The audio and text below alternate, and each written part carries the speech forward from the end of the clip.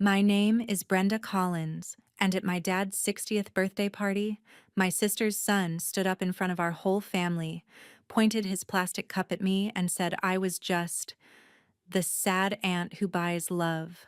For a second, nobody moved.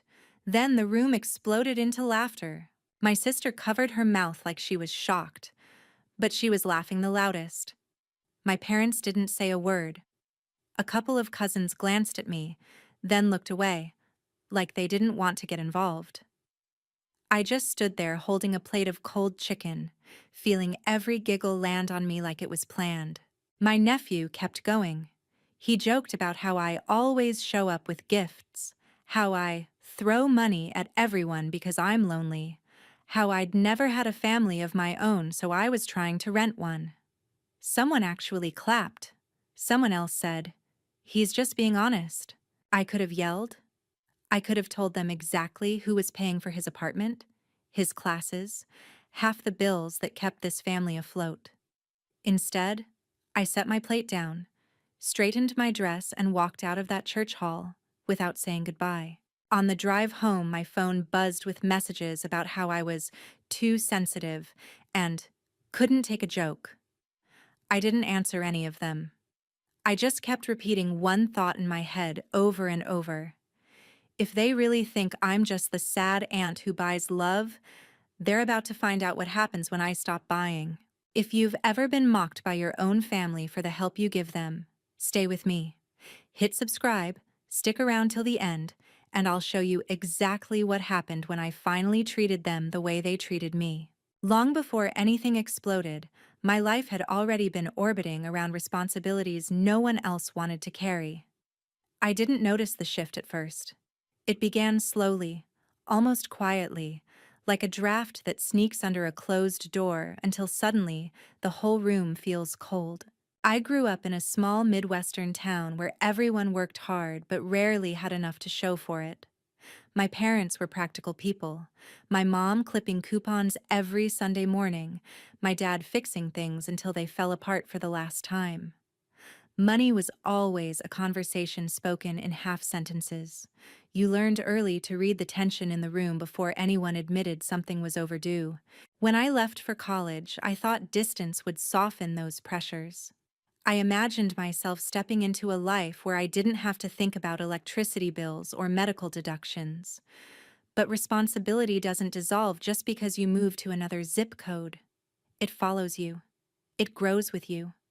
And when you're the one who makes it out, it sits on your shoulder, waiting for the day it can climb back in. After graduation, I moved to the city, rented a tiny apartment, and threw myself into work.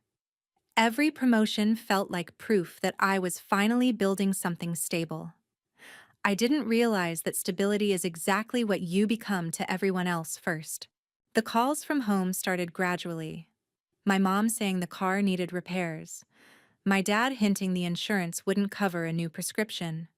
Small things at first, almost whispered, as if asking too loudly meant they were burdening me. I sent what I could. Then I sent more. Eventually, I stopped calculating whether I could afford it. I just transferred the money, relieved the problem wasn't worse, relieved I had enough. My older sister, Carla Jennings, had a life that never seemed to move in a straight line. She'd always been the impulsive one, the first to fall in love, the first to get married, the first to have a child, the first to get overwhelmed by all of it. Her son, Tyler Jennings, grew up inside that chaos, comforted by the fact that someone else would always patch things together when Carla couldn't. Carla and I were never close, but we shared the unspoken agreement that family absorbs the impact when life hits too hard. And life hit her often.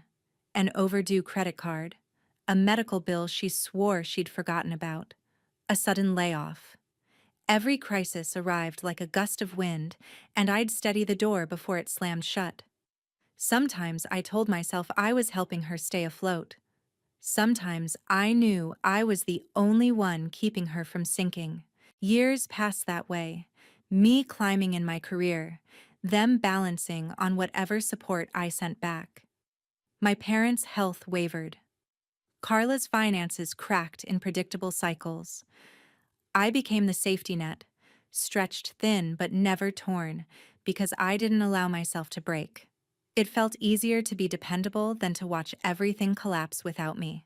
When Tyler reached college age, Carla insisted he deserved a real chance. I agreed. He was smart, charismatic, the kind of kid who could shine if given structure. But structure costs money, and Carla didn't qualify for student loans without a co-signer. My parents couldn't help. That left me. I remember sitting at my kitchen table staring at the loan documents, pages of small print detailing years of payments and interest. Signing meant tying myself to his future in ways he might never understand. Not signing meant leaving him strapped to the same limited possibilities we'd all grown up with. I signed. It didn't stop there. Tuition deadlines arrived faster than Carla could keep up. Housing deposits were due before she'd even processed the last bill. Tyler needed a place near campus, textbooks priced like luxury items, groceries that seemed to multiply. Every new expense found its way to me. And because I still believed I was helping someone rise instead of enabling them to lean, I kept saying yes. There's a strange thing that happens when you become the reliable one. People stop seeing the effort behind the reliability. They stop noticing the extra shifts you work or the things you sacrifice to keep every plate spinning. They only see the hand that keeps reaching out. They assume it will always be there. By the time Tyler settled into his off-campus apartment, half of his life rested on my name. His loans, his housing, his ability to stay enrolled. Carla thanked me once in a voice that sounded more relieved than grateful. My parents said I was doing what family does, and I told myself that was enough. But underneath it all, something subtle was changing. Not in them, in me. A kind of quiet fatigue. The sense that I was holding up more weight than I should.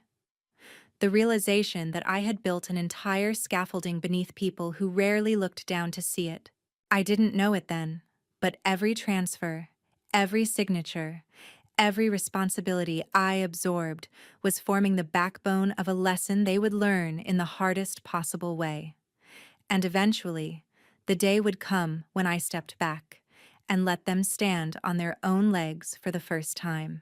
There's a moment after humiliation when your mind stops replaying the scene and starts rearranging itself into something sharper.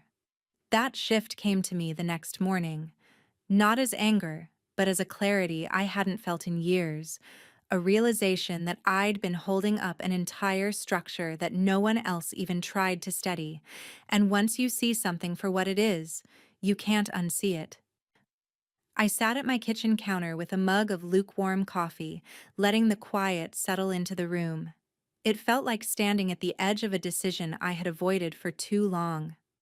My laptop sat unopened beside me, the cursor on the screen waiting like an invitation. There's a kind of power in not reacting immediately, in letting the dust settle before you choose your next move. I wanted my actions to be intentional, not impulsive, because impulsive decisions can be forgiven. Intentional ones cannot. When I finally opened my laptop, I didn't rush. I navigated through folders, emails, saved documents, every digital thread connecting me to obligations I hadn't realized had become permanent fixtures. I started with the biggest one: housing. Tyler's apartment existed because my financial credibility was attached to it. Without that, the walls around him stood on borrowed time. I pulled up the lease agreement and read it slowly, word by word, not because I needed to, but because I wanted to absorb the reality of what I had allowed. My name was stamped on every page: responsible party, guarantor, emergency contact. It was like looking at a map of how completely I had woven myself into someone else's life. I found the email address for the housing office and drafted a message. I didn't embellish. I didn't explain. I simply stated that I would no longer be financially responsible for the unit and requested instructions on how to terminate my involvement. The words looked stark on the screen, almost foreign, as if someone stronger had typed them. The moment I hit send, Something inside me unclenched.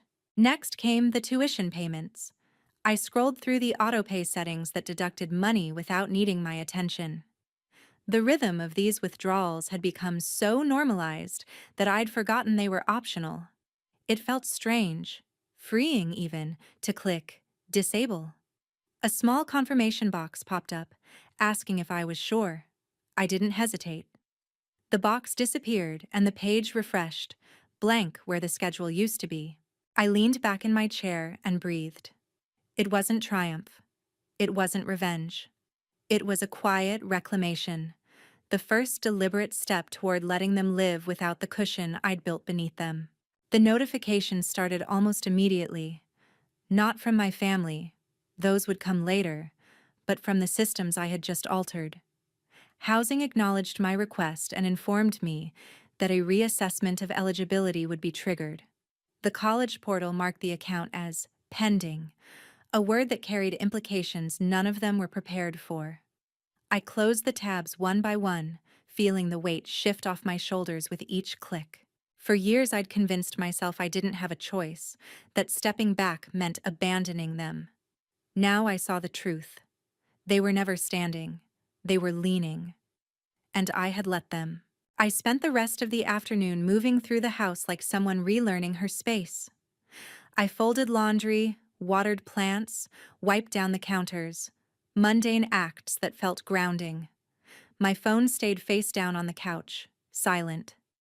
I didn't want to see messages yet, but I knew they were coming. When the sun dipped lower, casting long shadows across the living room, I finally picked up my phone. Dozens of notifications blinked to life. System updates from housing. Financial alerts from the tuition portal. Nothing personal yet. Just the administrative consequences of my absence rippling outward, announcing the shift before I did. I set the phone aside again. I didn't want to sit there waiting for the emotional fallout. Instead, I stepped outside onto my balcony. The air was cool, steady, indifferent. Everything my family wasn't. I leaned against the railing and let myself imagine what it would feel like to stop cushioning every blow that landed on them. What would they do without the safety net they assumed would always materialize? They were going to find out. Later that night, I powered my laptop back on. Not out of doubt, but to make sure I hadn't missed anything. I reviewed every account linked to my finances, every recurring charge tied to someone else's needs. With each cancellation, a new corner of my life returned to me. It struck me how quietly these obligations had attached themselves, how easily love becomes labor when no one else steps in to share it. By the time I closed my laptop for the second time, the room felt different. Lighter. Like I'd finally stopped dragging something heavy behind me. I knew the silence wouldn't last. Families like mine don't notice the support you give, but they notice the moment it disappears. The financial systems were already adjusting to my absence. The emotional systems would follow soon enough. But for the moment, there was peace. An unfamiliar kind.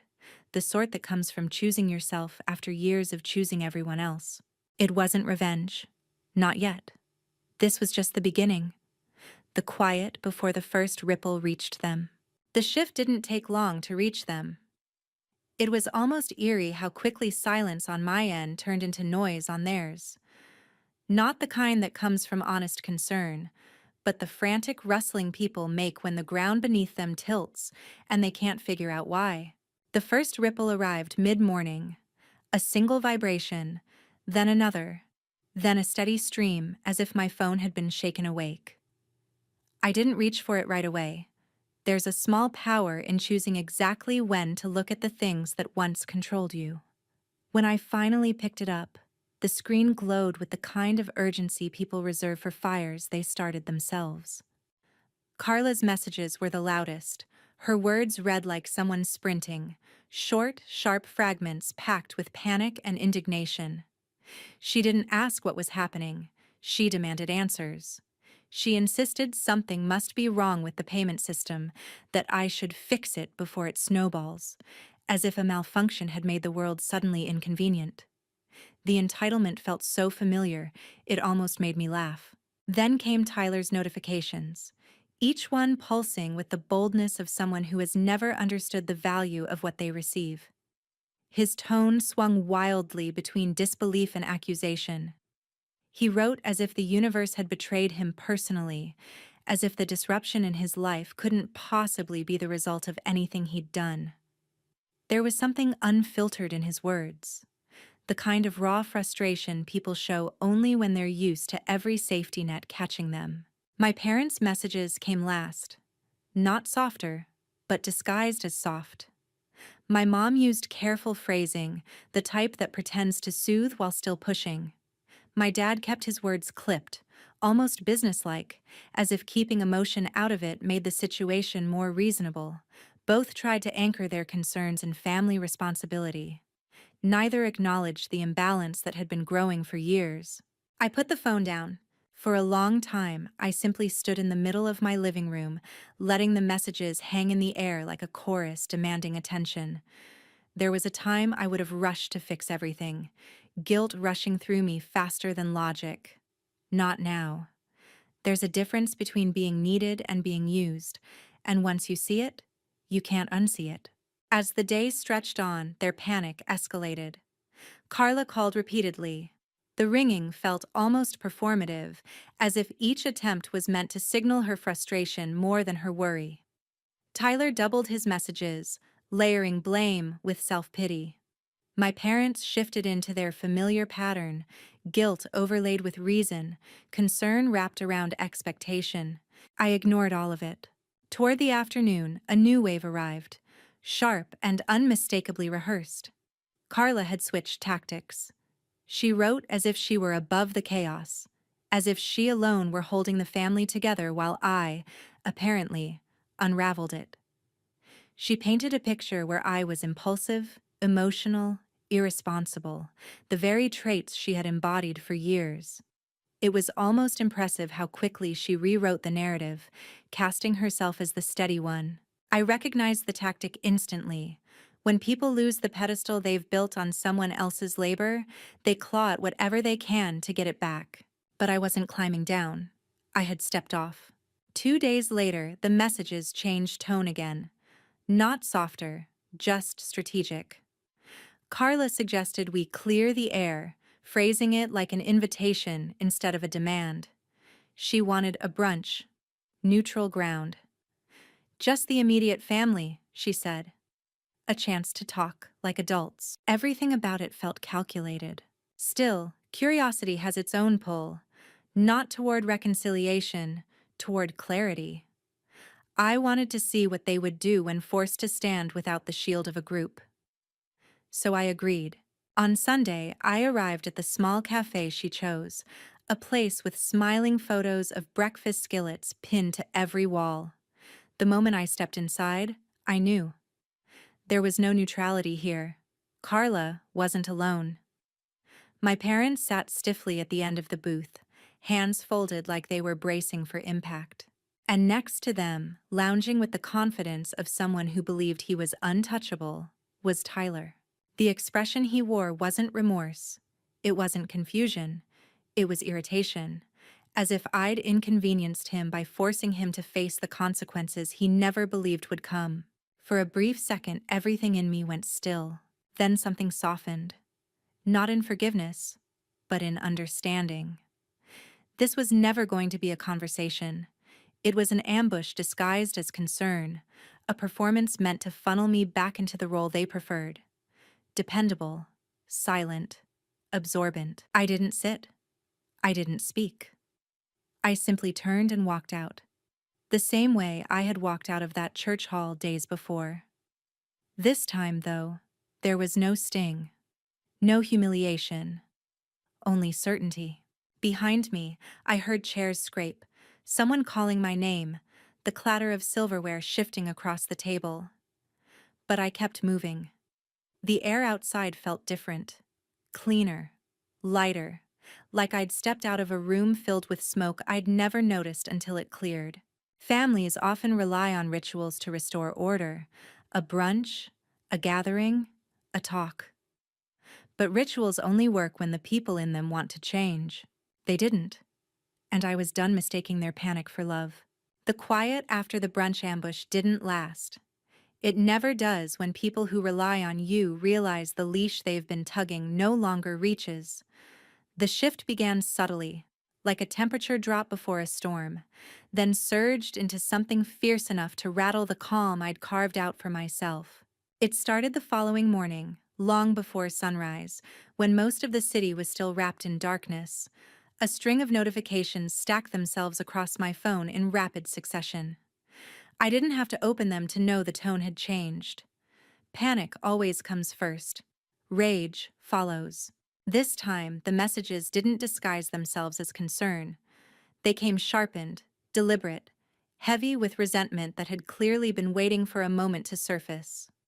Carla's words read like someone stripping away the mask she'd worn for years, accusations polished with self-righteous certainty. She framed my silence as aggression and my boundaries as betrayal, emphasizing how much strain I was putting on the family. Every sentence pulsed with the assumption that I was responsible for restoring the balance she believed belonged to her. Then came the next wave, my parents' attempts at moral pressure. Their messages painted me as the source of disruption, the destabilizing force in an otherwise functional family. It was bewildering how easily they glossed over the years in which I had held everything upright.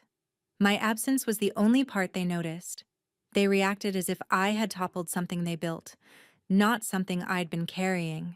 I let their words sit on the screen untouched. There are times when silence is an act of defiance, but in moments like this, it's a declaration of truth. No explanation could rewrite the past into something they weren't ready to acknowledge. It was early afternoon when Tyler's presence reemerged. Not in words, but through the consequences he couldn't escape. A stack of missed calls from unfamiliar numbers filled my call log. The pattern was too consistent to be random. They came from offices, advisors, administrative desks. Each one a reminder that systems beyond my family had begun to adjust to the changes I'd triggered. His support structure had started to fold in on itself, and he was scrambling, unaware of how to navigate the world without the cushioning he'd taken for granted. I didn't listen to any voicemails. The sound of desperation has a strange way of pulling people back into the roles they're trying to escape. I wasn't giving myself that option. Instead, I spent the afternoon moving through my day intentionally, teaching myself how to live without waiting for the next crisis call. I prepared lunch, stood by the window as the light shifted across the room, and let myself feel something I hadn't allowed in years: distance. Not the cold, resentful kind, just the space that appears when you stop bending yourself around other people's needs. Toward the evening, a new message arrived, long, sprawling, dripping with the kind of personal attack people use when logic fails them. The sender didn't surprise me. The tone didn't either. But one line cut sharper than the rest, not because it held truth, but because it revealed everything they'd been thinking long before the family gathering. He accused me of being self-absorbed, of living a life built on loneliness, of clinging to success because I had nothing else. It was stunning how quickly entitlement twisted into cruelty, how effortlessly people drew blood when the person feeding them stopped offering their hands. But as I read the message, something unexpected happened. I didn't feel wounded. I felt certain. There comes a point when someone's cruelty stops feeling personal and starts feeling like a confession. His words didn't show who I was. They showed who he had always been under the surface: ungrateful, sheltered, convinced the world owed him comfort. That realization anchored me. I closed the message without responding and reached for my laptop. If the storm was rising, I would not be standing unprepared. The next steps came to me clearly, almost clinically. I logged into the financial accounts tied to my family, scanning each automatic payment, each loan support, each recurring expense I had forgotten I was even covering. The numbers formed a map of obligations I'd no longer recognized as choices. With steady hands, I began shutting them down one by one, not out of spite, but out of necessity. There was a strange calm in the precision of it. The credit line tied to Carla's home maintenance fund. Terminated. The monthly assistance I'd been sending my parents. Disabled. The emergency account Tyler had access to locked. It was astonishing how many connections needed severing, like cutting old threads from a tapestry that had grown too heavy to carry. As the last confirmation email slipped into my inbox, a wave of clarity washed over me. I had spent years cushioning their missteps, stitching together gaps they refused to acknowledge. Now, for the first time, the weight wasn't mine. I stepped outside onto the balcony, letting the night air cool the heat that had built inside me all day. Below, the city moved on without knowing anything about the fissure widening within my family. It was humbling in a strange way. How small personal storms looked against a skyline of windows glowing quietly. Somewhere in that stillness, I understood something important. Their anger wasn't proof I'd done something wrong. It was proof I'd finally done something they couldn't control. The consequences they faced weren't punishments. They were simply the return of responsibility to the people it belonged to. And for the first time, I felt ready for whatever came next. There's a particular silence that comes after people exhaust every strategy they know. Denial, anger, guilt, manipulation, and realize none of it is working. That silence arrived a few days after I cut the last financial thread, not peaceful or reflective, but heavy, like the air before something breaks. I first sensed the shift through the absence of notifications. The phone that once buzzed nonstop sat motionless on my table, as if holding its breath. I didn't trust the quiet. People don't change overnight. They regroup. They wait. They look for another door to slip through. And I knew my family well enough to understand that silence from them wasn't resolution. It was recalibration. By midday, the silence cracked. A single email appeared in my inbox, not from anyone I recognized, but from an administrative coordinator at the local community center. They had received an inquiry regarding urgent family assistance and wanted to confirm my involvement. The moment I finished reading, everything clicked into place. My family wasn't trying to fix the chaos they'd created. They were trying to outsource it. It was a strange realization, almost surreal, to watch them reroute responsibility without ever examining why things had unraveled. They weren't looking for solutions. They were looking for substitutes. Anyone, anything, as long as it wasn't themselves. I deleted the email without responding. Later that afternoon, another ripple reached me.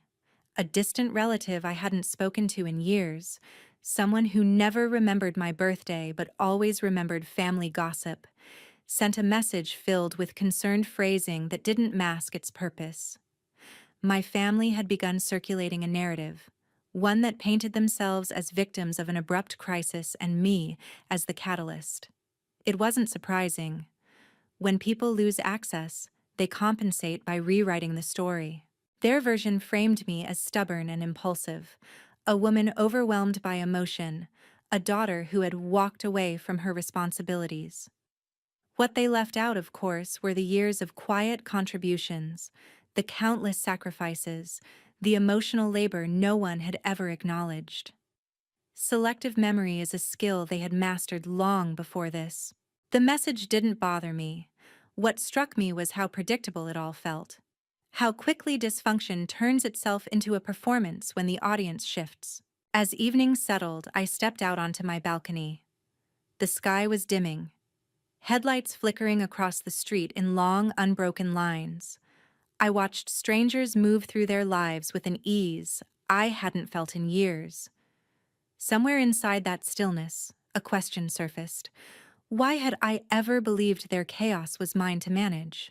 The peace didn't last long. Around sunset, the building's security desk called to inform me someone had attempted to enter without clearance. They hadn't gotten past the lobby, but the description was unmistakable. My father.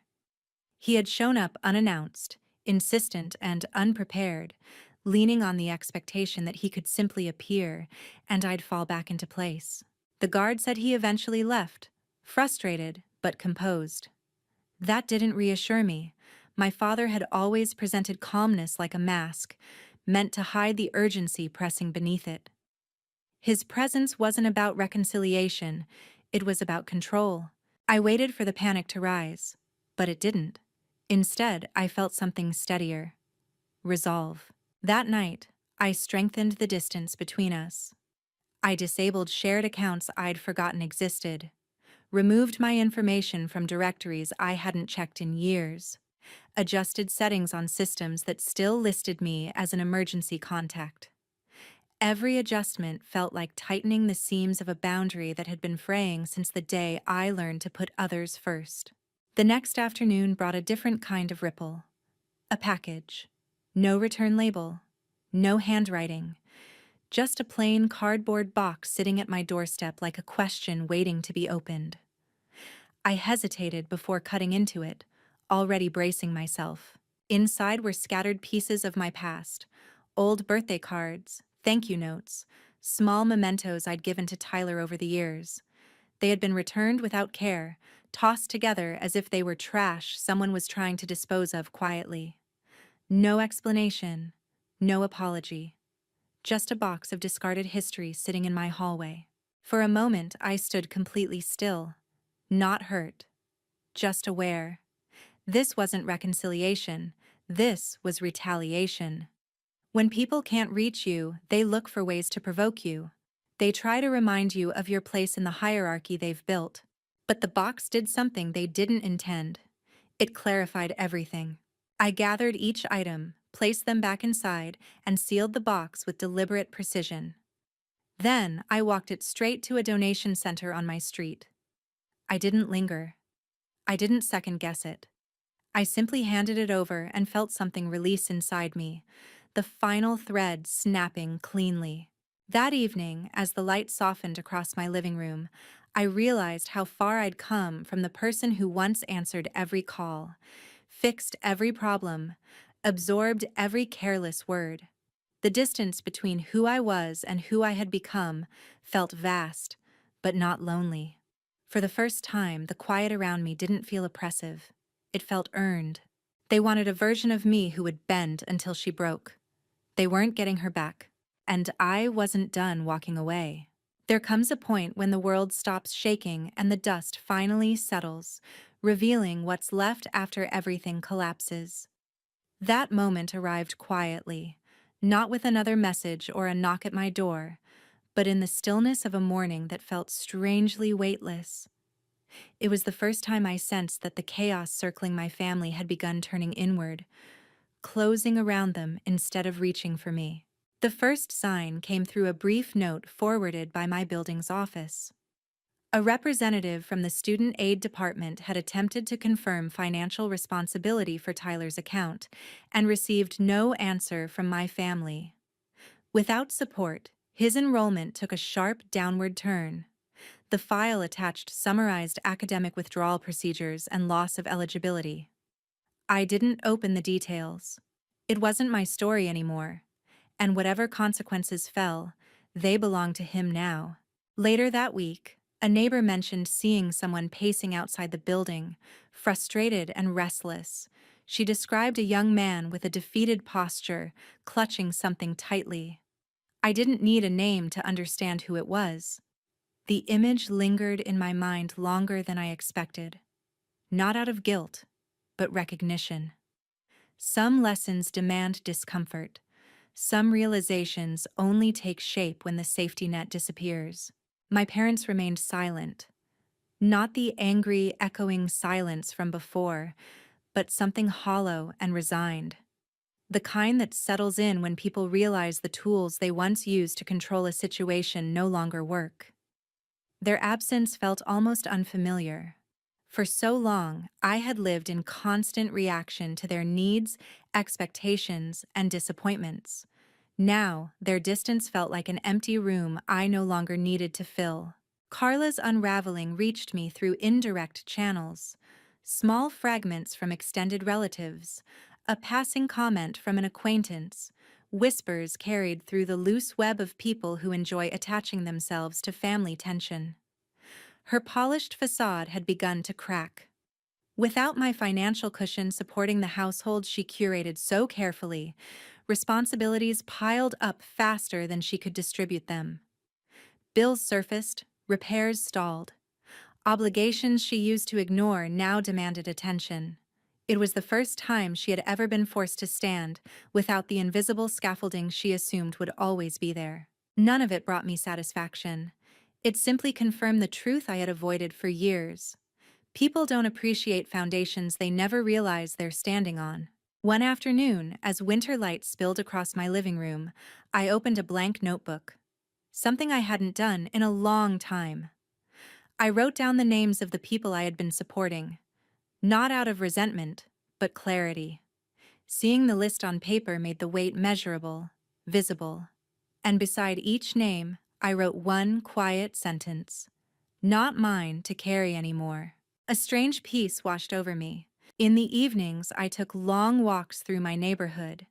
The streets felt different, steady, uncomplicated. For years, every quiet moment had been interrupted by an obligation pulling me back into a life I didn't choose. Now, the quiet felt earned. I began traveling again, not to escape, but to expand, visiting places I once postponed because someone else always needed me more. Through all of this, my phone remained still. No apologies, no reconciliations, no attempts at rebuilding. The silence clarified what I had always suspected. They never wanted me, only what I provided. Losing access wasn't just inconvenient for them, it forced them to confront the reality they had crafted through entitlement and denial. Strangely, the only flicker of sincerity came from a distant relative who reached out with a message carrying no agenda, only reflection. She mentioned how families sometimes confuse dependence with love, how the people we help the most often become the ones who believe they're owed the most. Her words didn't heal anything, but they offered a perspective untouched by manipulation. As days turned into weeks, I noticed something change inside me. I no longer replayed the moment in the fellowship hall, the laughter spreading through faces I once trusted. The sting of it had faded, not because it mattered less, but because I finally understood that moment didn't break me, it unveiled them. One evening, as I returned from a short trip, a final envelope waited in my mailbox. No handwriting on the outside, nothing to indicate who sent it. Inside was a single sheet of paper, blank except for a faint crease in the center, as if it had been folded and unfolded many times. Its emptiness said everything their words never could. I slipped it into a drawer and closed it gently. What remained after that was a clean, steady quiet. Not loneliness, just space. Space that had been denied to me for years. Space I could finally fill with something of my own choosing. And in that quiet, something settled fully into place. I didn't walk away from a family. I walked away from a pattern. A pattern of taking responsibility for people who refused it. A pattern of accepting disrespect disguised as humor. A pattern of pouring myself into gaps they created and blamed me for not fixing fast enough. Walking away wasn't cruelty, it was survival. If there's one thing this story gave me, one thing worth offering to anyone listening, it's this. Peace doesn't arrive when others change. It arrives when you stop shrinking yourself to fit the place they built for their convenience. You can love people from a distance. You can care without sacrificing yourself. And you're allowed to walk away from anyone who only loves the version of you that benefits them. I didn't lose a family. I reclaimed my life.